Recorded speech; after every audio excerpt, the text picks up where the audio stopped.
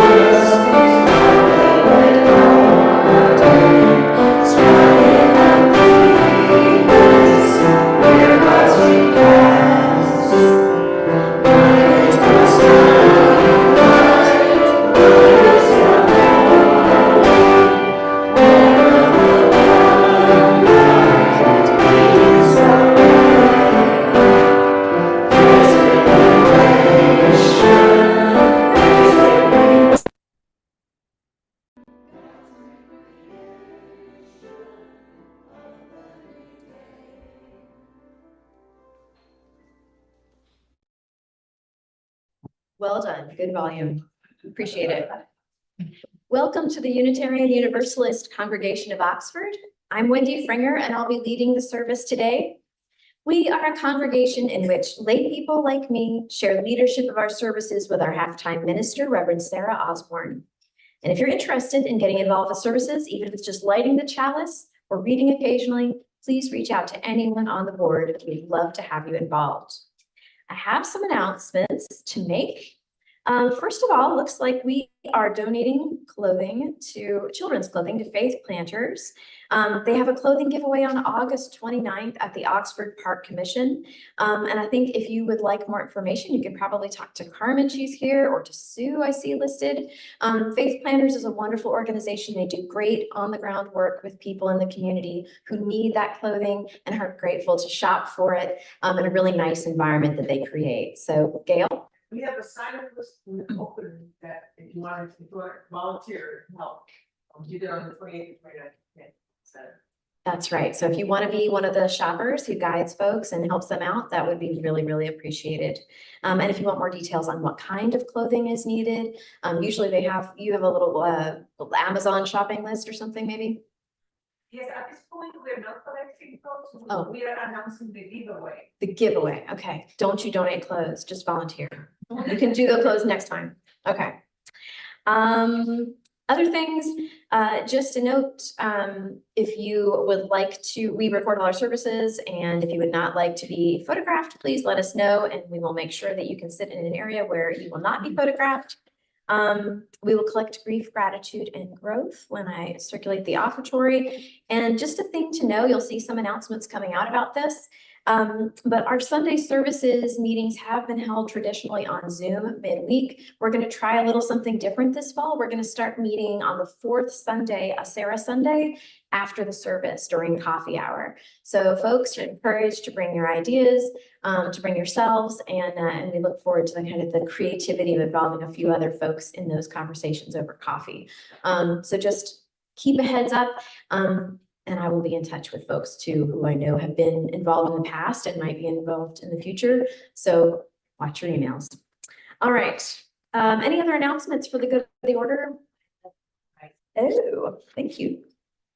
Please see Sue Fino if you're interested in writing some very quick postcards to voters in Lafayette County. And I believe these are voters who typically don't vote in the midterms or in non-presidential elections. So these are good ones to get postcards to, right? They vote in presidential elections, but maybe not in presidential. That's right. Thank you so much, Sue, for all the work you and Marty do with that. So our call to worship this morning is not the one listed in the order of service. I decided that was a little too academic-y. You'll hear it later. Just didn't ring right for me this morning. It is instead these words from Robin Kimmerer. My breath is your breath. Your breath is mine. It's the great poem of give and take, of reciprocity that animates the world. Let us join now in sacred reciprocity and worship together. So it is time to greet our neighbors. This is a time in our service where we greet one another, and as a gesture of holy hospitality, we invite you to share a moment with the folks around you. Extend a hand in peace, offer a hug, or perhaps a word. And as a practice of consent, if you would prefer not to engage in this ritual, simply put your hand over your heart and folks will honor your choice. So now please turn to the person on your right or your left, hopefully someone you didn't come in with this morning, and briefly greet your neighbor.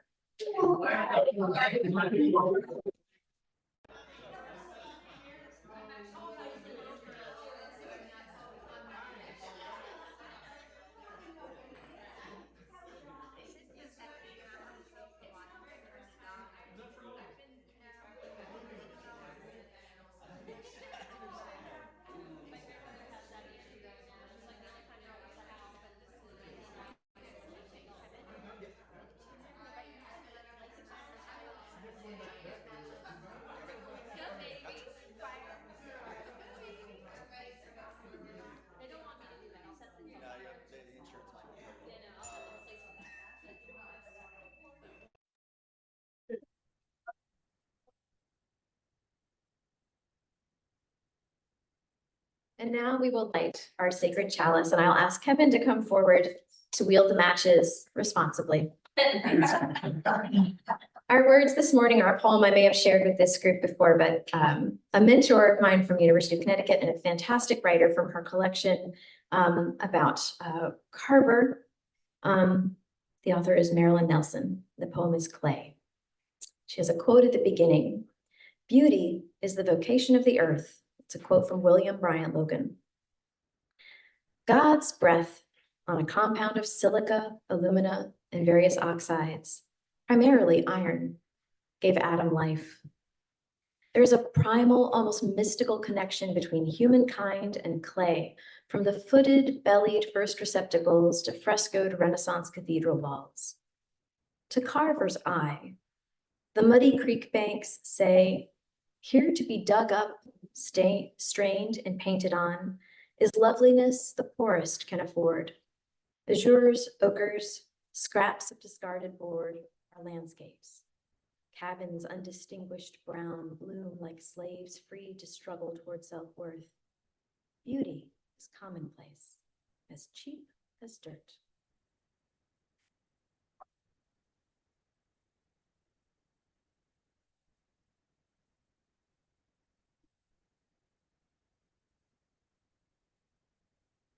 And now I would like to invite you all to rise in body or spirit as we sing our community hymn number 1067 in the teal hymnal. And this is a new one-ish for us. So it's been a long time.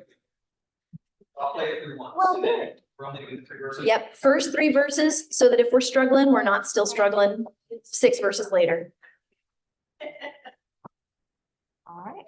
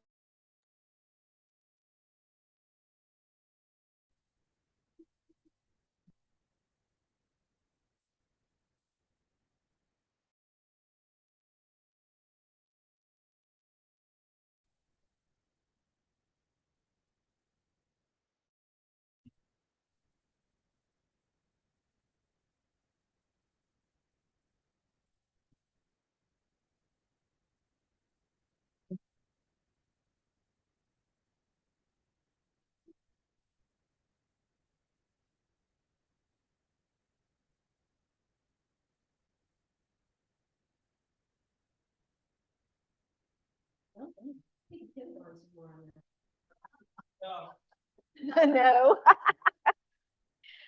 All right, so it is time for our time for all ages. I need someone to open the box for me. And then there's a little bit more. Okay, Agnes, you're such a good sport. All right, open the box, Agnes. Inside she finds a bag. Do not look in the bag, but you may open the bag. All right, Agnes is gonna open the bag and she's gonna put her hand in and feel what's in there. Tell us what it is. What do you think? It's a shell. What makes you think so? It's like this. What does it feel like? It's like smooth, but then there's like a bumpy end to it, and like feel where it like folds inward. Nice. Now we're getting somewhere. That's great. What color do you think it is? White, probably with like brown speckles. Why do you think so? So you have a picture in your head of what shells should look like. Pull it out. Let's see. Pretty spot on. Good job. The shell is yours. Hold on to it. You win a shell. Take it with you for good luck.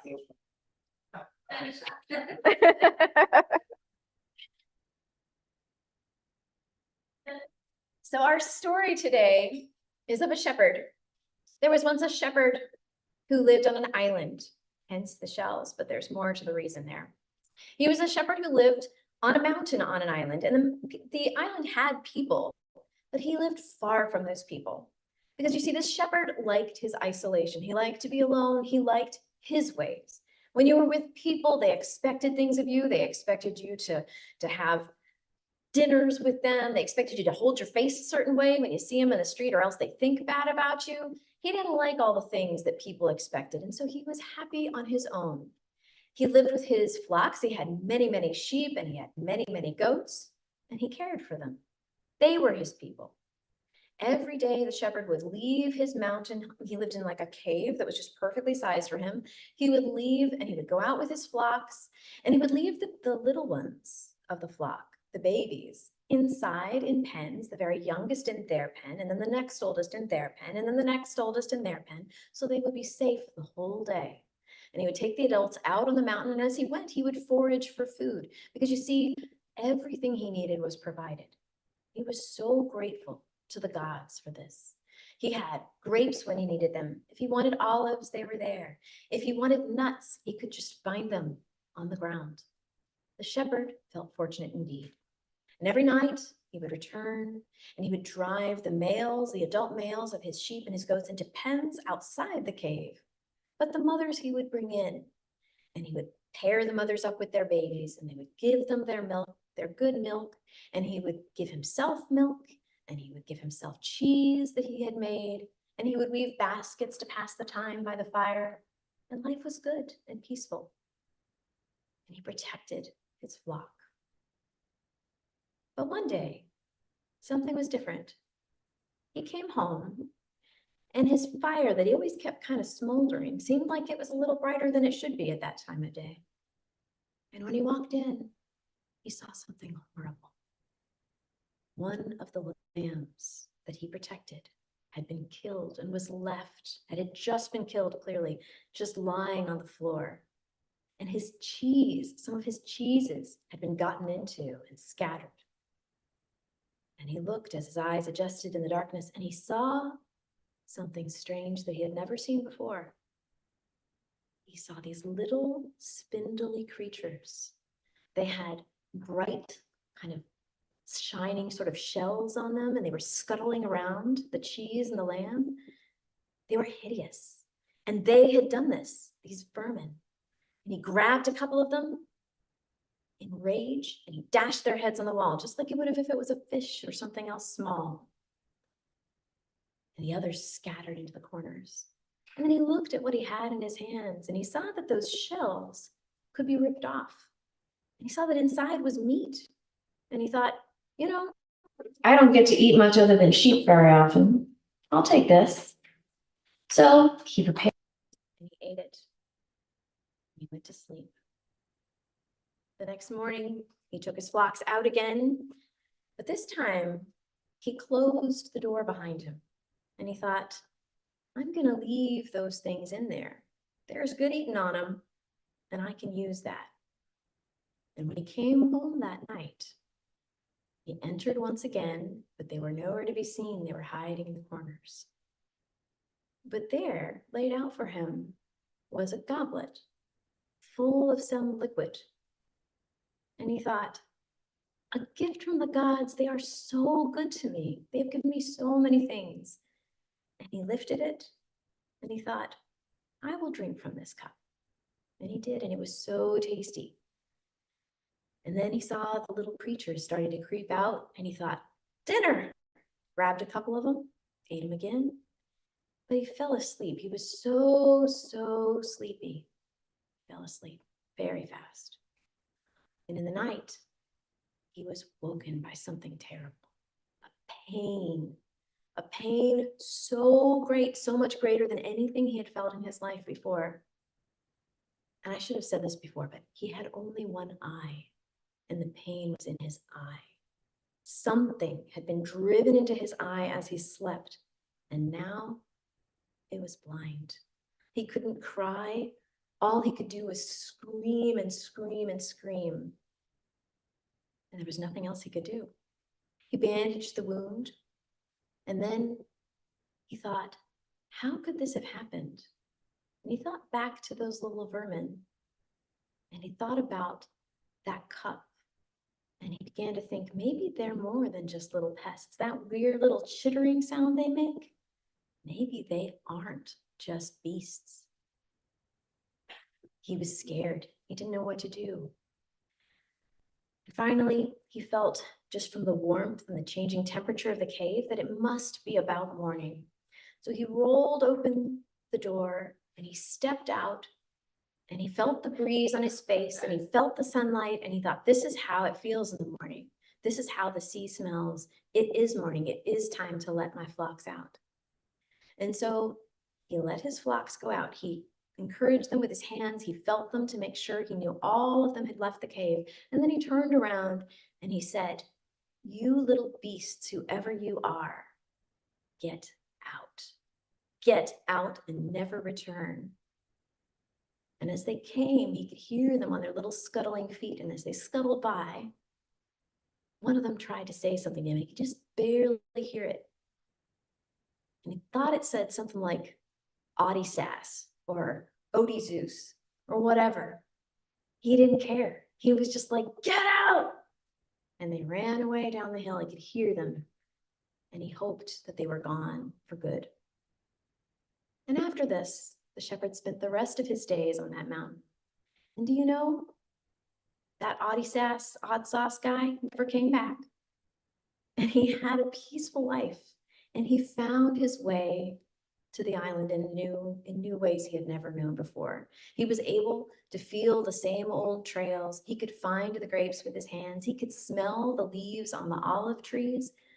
So really, he still had his place. He still knew it, and it still cared for him, and he for it. And he lived out a long, good life, cared for by his island, and never saw that awful guy again. And that is a story that you may have heard told otherwise. But if you know anything about Odysseus And if you've ever, I'm certain the Trojans would agree, he's a liar. So this is the real story of Polyphemus the Cyclops. And that is our story. Story time. There you go. So now I'm going to invite my husband out to read our reading for the day from Rebecca Solnit from an essay in Storming the Gates of Paradise. Places matter. Their rules, their scale, their design include or exclude civil society, pedestrianism, equality, diversity, economic and otherwise. Understanding of where water comes from and garbage goes, consumption or conservation. They map our lives. Even the American Civil Liberties Union often overlooks that part of the First Amendment guaranteeing the right of the people peaceably to assemble. Since peaceable assembly has been not only assaulted in some places, for example, New York City during the 2004 Republican National Convention, but designed out of the landscape in others. Or has it? I have long lived that San Francisco's vibrant political culture comes in part from its very terrain, a pedestrian density, considerable street life, parks and plazas serving as focal points for public gatherings. Nonetheless, in the spring of 2006, Latinos turned what seemed to be the democracy-proof automobile-dominated terrain of Los Angeles into the site of an exuberant, enormous gathering, perhaps 1 million or more, in defense of immigrant rights, making a city out of sprawl by acting as a functioning civil society within it. Which is only to say that the way we inhabit places also matters. And that comes from experience, imagination, belief, and desire as much as or more than from architecture and design. In other words, the mind and the terrain shape each other. Every landscape is a landscape of desire to some degree, if not always for its inhabitants.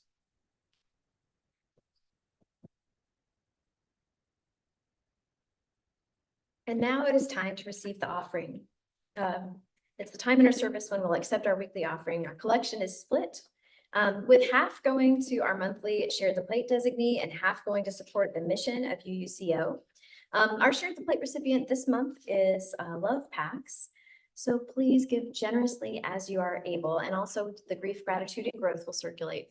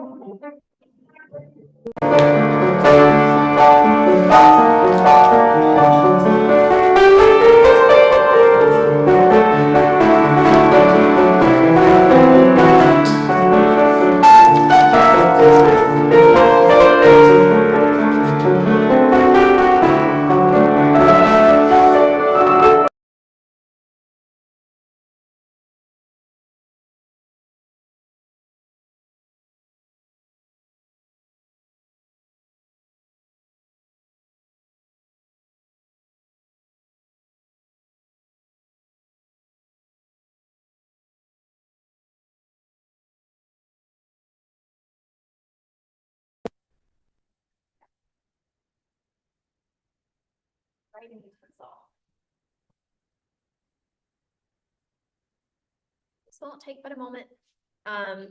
This was a suggestion that came up at a recent Sunday services meeting. So we'll see what comes of it. So once you have your card, the first thing I need you to do is write your name on it. Step 1.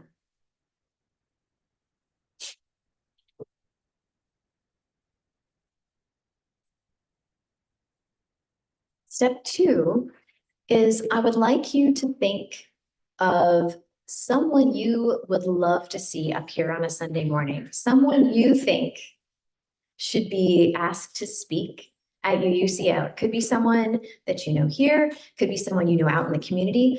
If you would share their name, and if you feel comfortable, their contact info, but you don't have to put that, just put their name and just a sentence about what you think they'd speak about. And if you can't think of anyone, I will happily take the card back and just look at your name and think that you could be So if you need an incentive to think of somebody. I'll take it as a volunteer. Just for a moment.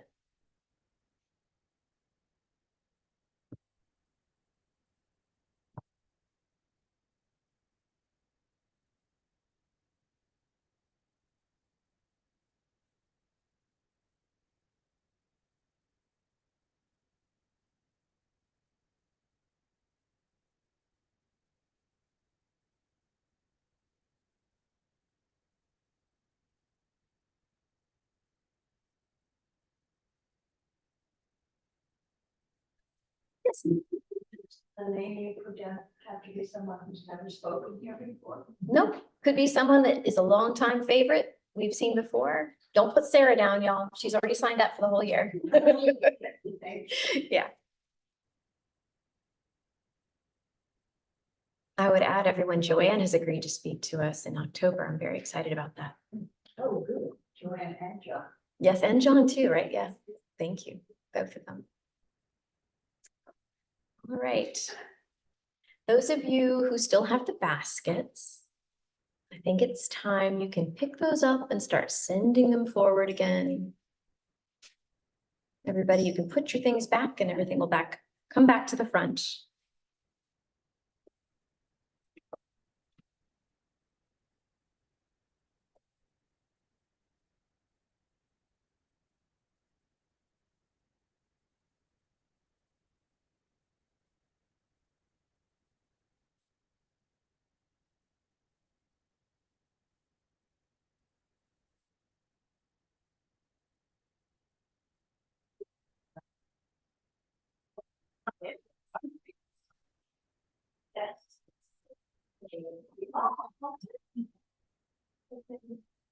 Okay.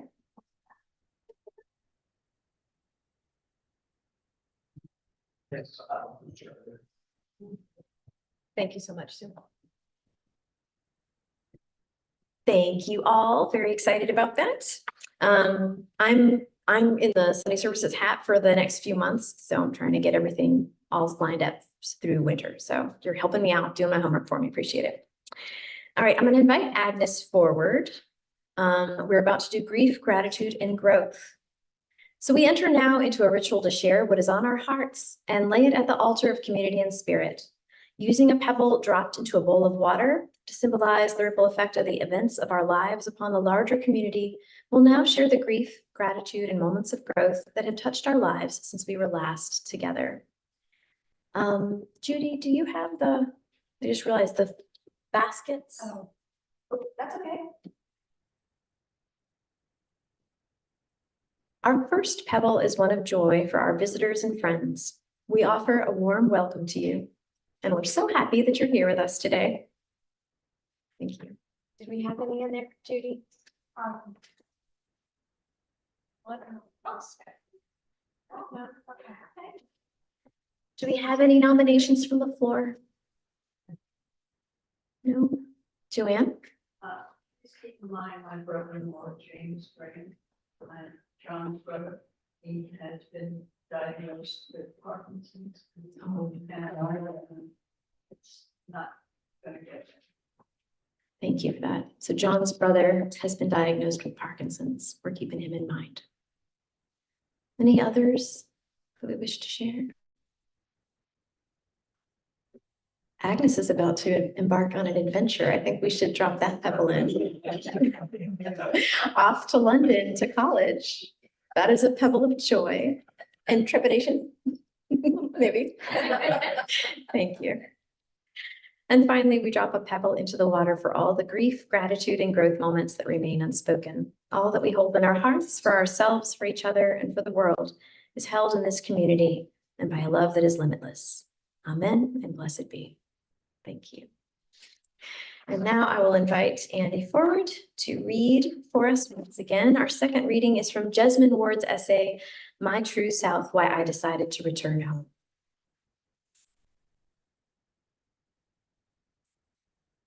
I breathe. I remain.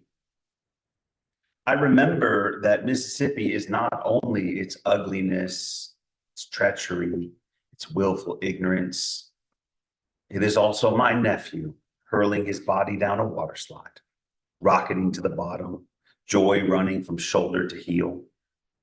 It is my grandmother, my godmother, boiling pots and pots of shrimp and pouring them into a children's pool so that we can eat the delicious spicy mess at our family gathering on the 4th of July.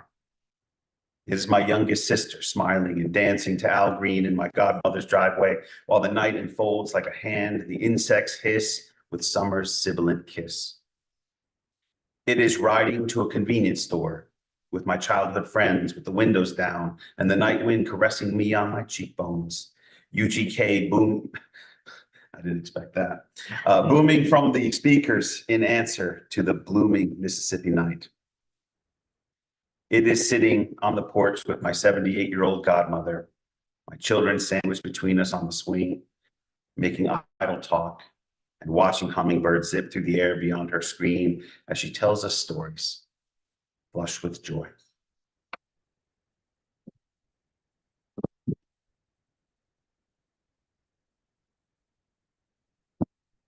So this summer, one night, I was sitting home on the couch and I was kind of brain dead. It had been a long day. And my daughter suggested that to kind of decompress, I try playing the video game Stardew Valley. Okay, so do we have any other fans besides Kelsa in this room? Okay, It's a perfect game. it's pretty great. Sorry. You will learn more in a minute. So in this game, you play a character who is fed up with life as a worker in a cubicle, pushing buttons. That's like the first opening sequence. If any of you ever read Douglas Copeland in the 90s, he's the guy who coined the term Generation X. And in the book named Generation X, he described cubicles as veal fattening pens. That was like the term for them. They're just these gray holding places, each one identical to the next, row after row of monitored productivity. And as far as the company's concerned, the people who sit in places like that are interchangeable, right? We've had a lot of shows in recent years. You've had The Office, you've had Severance. So it's continued to be kind of a cultural thing we're thinking about. What does it mean to be that person? But I want you to hold on to that. I'm going to go back to Stardew Valley, but just think about this. Workplaces, cities, interchangeable bodies that are just held in place. So Stardew Valley, the character in the video game quits that job in the cubicle and they move to a farm they've inherited from their grandfather.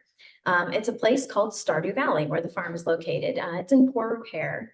But the game has these very simple graphics, bright colors, very calm, cheerful music, and your character can do little quests. They're optional, and there's no real direction other than what you as the player provide. Or if there is, I haven't figured it out, so it doesn't matter to me. But it seems like there's no real overriding purpose.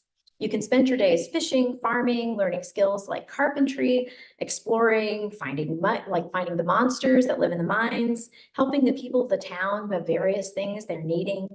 It's purposeful, but only in a very loose sense, and you kind of give it the purpose that you would like. And as long as you don't try to plant, a garden in the winter, or you make Shane mad at you, there's just not a lot of conflict in the game. So I had a lot of fun. That was just what I needed in the midst of my frantic summer. And I'd play a few minutes before bedtime whenever I could. I mostly spent my time farming and foraging and exploring and fishing. Love the fishing. But after a few evenings, Andy came in and he was watching me, and I'm pulling up my parsnips and feeling really good about I'm going to sell them, building up my gold. And he's like, have you gotten anyone in town to fall in love with you yet? And I was like, no, I've been busy. I gave some people daffodils or something, but that was it. And he was like, what are you doing with yourself? But it got me thinking about all the different ways we engage with place. I was bringing my sets of priorities and orientations to the game. What do you do in a new place? You roam all over. You try to see what you can do and you can't. You see, can I climb cliffs or jump off them? Can I go into the locked doors? What do I have to do to get behind those locked doors? Can I pick all of the flowers or just some of them? That's what I was doing. How many different kinds of fish are there anyway? But there are other ways, right, to get to know a place, your place. You could spend a lot of time in the town instead, visiting with people, asking them questions, getting to know their stories. You could run little errands for them, bring them random gifts and figure out what it is they like. You could find out their habits, where you can find them when you want to hang out with them. And I guess if you're Andy, you could try to get all of them to fall in love with you. That's a thing too. Getting to know place takes many forms. The child psychiatrist and documentarian Robert Coles worked for a time in Mississippi during the civil rights movement. And he was documenting its impact on children and families and getting to know this place. He was an urban white guy from the North, and he worked closely alongside some of the great activists of the period, among them Bob Moses. And in his book, Doing Documentary Work, Coles writes about his growing awareness during this time of his own positionality, of the ways that his identity and the places that shaped its development complicated the work he was doing in rural Mississippi. At the time, he was visiting poor white and Black families in their homes, focusing especially on working with their children and then rendering their stories into published research. And at some point, Bob Moses challenged Coles to reckon with this difference, this distance between himself and his study participants. So really the first half of this book is Coles' response to this and other kind of similar insights and comments from the participants in his studies. In the book, Coles, his audience is novice documentarians. So he's writing to them. He's trying to lay bare some of the messiness of how he has grappled with essential questions of this place called Mississippi and his place within it. He sums up the importance of the process for his readers, telling them where we locate ourselves with respect to our vantage point will tell us not only about what and whom we'll see, but who we, the viewers, are. Think about that for a moment. Where we locate ourselves, where we understand ourselves to be, the distance between that place where we stand and observe the world and the place where the world we're observing is, reckoning with that gap, as well as the two places on either side of it. Coles tells us this is how we figure out what and whom it is possible for us to see and also who we ourselves are. I know Stardew Valley as someone who likes to wander and grow things in the real world and in the video game. Andy knows it as someone who likes to figure out people in the real world, but also in the video game. And that's a long and very silly way to tell you and get to the point of what we can see and understand of the world and other people is determined both by our ability to understand how we relate to our own place and the places we're looking at. Knowing your place is important. In the story I told today, how many of you immediately knew who the main character was, who the shepherd was? How many immediately knew? Oh, not a lot of classicists in here. It's a familiar enough story. But that's right. The one eye is kind of a key detail. For those of you who are Odyssey fans, I did try to put the clue in the title, the Sacker of Cities, because that's Odysseus's epithet, one of his epithets. But those of you who didn't recognize it for a while, when did you figure it out? When did you know? Wait a minute. This is a story I know. When did you know? You never knew. Yeah, strange. I told you at the very end. Yay, good. Okay. Worked and job done. Okay. Yeah. It was strange. That's the point. Let's think about that. So in making a familiar story strange, and maybe even a little more grotesque in some ways than it was, although if you read the original, it's really graphic. I had forgotten that. I was reading the Lattimore translation this morning and I was like, ooh, gross. There's a way in which Polyphemus, the shepherd, the Cyclops, if you tell it this way, can at first seem like a sympathetic character. If you just set aside the cannibalism and forget about that. He's a man who wants a simple life. He's at peace. He's a gentle steward of the land. He just takes what he needs. He cares for his beasts so lovingly that they live with him, right? The most vulnerable ones. I mean, people have done that for their beasts time out of mind, but that's a lot to have animals in your house. I just have dogs. It's a lot. And he's so naive, he doesn't even understand what wine is or how it works. I mean, we can recognize in that a peaceful, calm, just, isolated person. And who wouldn't be upset if they had vermin invade their house? I had a rat in my garage a few years ago and I freaked out. I definitely would have gone full Polyphemus if I'd been able. I don't think I would have eaten it, but I would have killed that thing with my hands. So I was, ooh. Anyway, he was eating my car. I was mad. Our new car. Anyway, even blind, Polyphemus the shepherd knows his place by touch and feel. And that's interesting too. And he's protective of it. He's dependent on it. In fact, even were his sight restored, he is bound to the island because it provides. And he has nothing more than rudimentary technology, no way to create food from the land other than herding his beasts and foraging. He also has no ways of being in fellowship with others, no social ties that are important and define him. Another way to look at this is that the shepherd, he is perfectly adapted to this place. He's at one with it. He doesn't need more than it can provide. He is present for it and it for him. There is no absence here.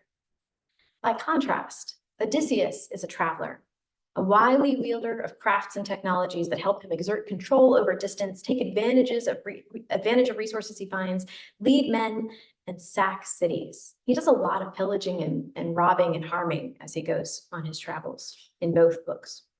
The shepherd belongs to a place, the place belongs to him. The sacker of cities wishes to return to his place, but he never seems quite able either to get there or to remain in the places he finds along the way. He is always unsatisfied. The shepherd, at least until the arrival of Odysseus, is in harmony with his place. The sacker of cities, by contrast, finds in each place a new conflict. Scholars have pointed out the presence of the Cyclops in the Odyssey as it speaks to the ancient Greeks' fascination with the rustic, with a certain vision of the countryside as monstrously backward, lawless, and outside of the order of the urban world of temples and governance and culture. Pastoralists are dangerously ignorant, their appetites grotesque. Fortunately, they're easy to fool. It's a representation of rural people we can recognize even today. But the Greeks were also attuned to the toll of civilization on a man like Odysseus, a man whose commitment to the social ties of his land robbed him of dear friends, of time with his family, of years living in and tending his own country. In the shepherd's story, he's a violent, dishonest, and incomprehensible creature. But in his own, we know he is a man of grief, longing, and loss, who returns to his country only to find it's no longer the place he remembers. Many of us here today are travelers, folks who have uprooted themselves and come to live in Oxford, Mississippi. Others are of this place, born and bred. To stay, to go, to arrive, to remain. How do we do these things? How do the places we're from make us? What is lost and what do we hold on to? What do we find and make a part of ourselves? When people ask me where I'm from, I never really know what to say. I often say, well, I'm a Coast Guard brat. I grew up mostly on the East Coast, and I leave it at that. I grew up in or near cities mostly, DC, New London, New York, Charleston, Miami, a few years in a small town in Texas on the border with Mexico. But if there's any place that sits at the bottom of my heart, it's my grandparents' house. A little 1950s split level nestled on a property where my grandparents had decided to keep the remnants of the woods in place rather than cut them all down like most of their neighbors had. The house itself smelled of coffee and Swedish pancakes and warm wood floors. The yard had a summer leaf smell, or sometimes in the December it had that snapping cold smell that you get in New England. I love that smell. And I could hear voices there. I associate that sound of voices you hear through screen doors, the grown-ups talking about things you don't really know what they're talking about. The coming and going of families and friends just stopping in. And that's where I'm from. But just down the road in that very same neighborhood, an undeveloped corner of it, there were depressions in the ground beneath the trees where once the original people of Connecticut had had their homes. We looked for arrowheads there sometimes, and only my grandpa ever found any. People had lived there in that place, and then it was taken from them and them from it. In knowing a place, we accumulate the details of the familiar, the wood floors, the particular kind of shade under certain trees. We choose to notice and make a part of ourselves things that we admire and cherish. But we also notice those things that surprise or disturb us, the things that puzzle us.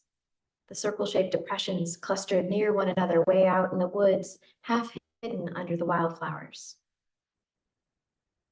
On the other hand, cubicles and spaces like them, shopping centers, they don't arouse our curiosity or our affection. They don't commit to us nor we to them.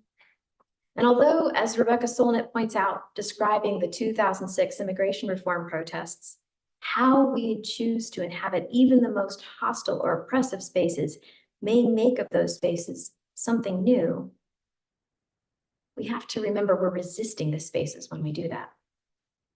Spaces designed to impose a certain kind of order or meaning may constrain our ability to wonder about them, to question what they mean and how they impact us, to imagine something different. Making places, both giving them meaning and receiving it from them, requires our attention, even long after we've passed through them into other places. After he loses his eye, the shepherd rediscovers his place, sees it in new ways that show him both its familiarity and its strangeness. If anything, he's even more grateful for all it provides than he was before. He belongs there. When we leave, we wonder about the places, what they look like now. We see them a little differently than we did when we were there. We can never really leave them behind, and they can't leave us behind either. The brilliant writer Daisy Hildred has a small volume, it's just a long essay really, entitled Second Body. And in the essay, she writes about place and embodiment, about how our primary physical location, our body, is only our first body. She proposes that we also have a second body, and this second body, our location within the worldwide network of ecosystems, interacts with our first body, sometimes in ways we find disturbing. Hildred writes, "My second body came to find my first body when the river flooded my house last year." In this idea of the second body, we can see the fluidity of place and self, the boundaries dissolved. Hildred writes that climate change creates a new language in which you have to be all over the place. You are always all over the place. It makes every animal body implicated in the whole world. Even the patient, who is anesthetized on an operating table, barely breathing, is illuminated by surgeon's lamps, which are powered by electricity, trailed from a plant which is pumping out of its chimneys a white smoke that spreads itself across the sky. This is every living thing on earth. In other words, I am these arms and legs, but I'm also this global body without boundaries. I am this person standing here in the air-conditioned UUCO building, where a few minutes ago, I used the Wi-Fi to grab something off the internet, which is supported by servers heated and cooled far from this town where I live. Our bodies are our original places, and placed within other places. Where we are from is constantly changing with time, with interaction with the systems of relationships and ecosystems and economic production and weather and everything else. We make choices all the time about where to be, where to go, how we show up. Knowing your place is often used as a figure of speech describing social location. And I mean for us to consider this as well.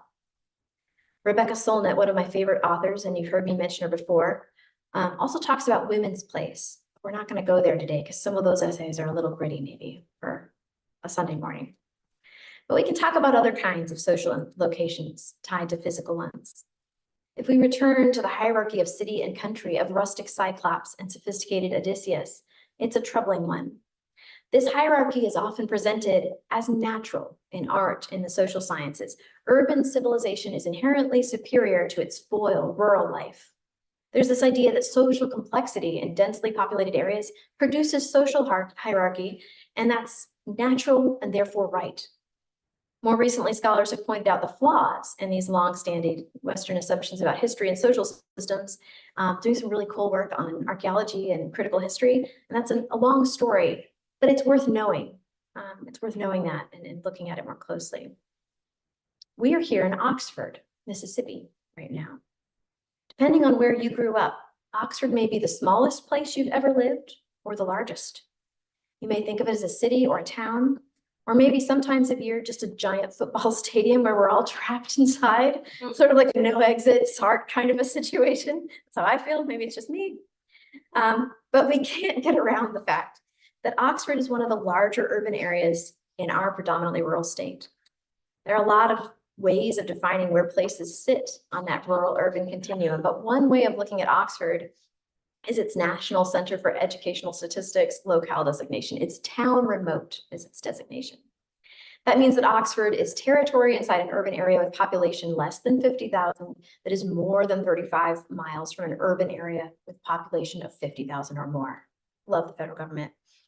Less than and more than, let's notice that. Once you get out of Oxford, very quickly you find yourself in places designated rural fringe, rural distant, rural remote. And if we think of what is rural and urban as a continuum rather than a binary, it's easy to see that Oxford probably falls at different places on that continuum, depending on where you are, or where you're driving from, where you're from. What do you do here? What are you looking for when you're here? And also whether it's a football weekend. Jesmyn Ward writes beautifully and painfully about Mississippi, her home from birth, but also her chosen home of return. Reading the passage that Andy shared with you today recalled for me the night that I drove into Mississippi on Highway 7 with little Teague in the car in a booster seat. He's taller than me now, but he was little then. He was blabbing away. He'd been talking for like 8 straight hours. We had been driving for so long. Cats and his pet lizard were just kind of unhappy in the back, kind of bundled all together under a bunch of boxes. And Andy was back somewhere on the highway in a U-Haul, I didn't know where. I had the windows rolled down and we let in the humid, warm January night of Mississippi. It was January, but we were from Ohio, so it was warm for us. It was we were like, wow. We both breathed in the air and we could smell the difference between Mississippi woods and Ohio woods. And we talked about that difference and how it smelled and how it felt. Teague said the trees looked beautiful, but they were mostly just shadows in the headlights. I could hear the awe in his voice. And it was very sweet, but I didn't know what he was actually looking at. Before we had left back in our living room in Ohio, when we told the girls, our older kids, that we were going to move to Mississippi, Gwen referenced the only thing she knew about Mississippi. She said, "But Mom, we just read about Emmett Till in school." That moment felt very far away as Teague and I drove through the Mississippi night to our new home. But it was there in the car with us all the same. Scholars Gerald Creed and Barbara Ching observe that essential secrets of power often lurk in the last place where we think to look. Finding them is inevitably difficult, but the value of seeking lies in the possibilities for self-determination that these secrets promise. In other words, it's hard to look at how power works, where its sources are, but the effort is worth it, because in understanding how power functions, we gain the power of self-determination. Think again of those uniform automobile-dominated terrains in LA, suddenly full of human bodies, human demands. Creed and Ching proposed looking for power in the places that are culturally the most remote, in the sticks in the middle of nowhere, these are their words, in the backwaters of this country and many others, in a word, in the countryside. While the forces, they say, of postmodernity insistently direct our attention to city life, no degree of development can obliterate the continuing economic importance and cultural distinctiveness of the countryside where food is produced and human life sustained. I have talked about bringing questions to place, curiosity, puzzlement.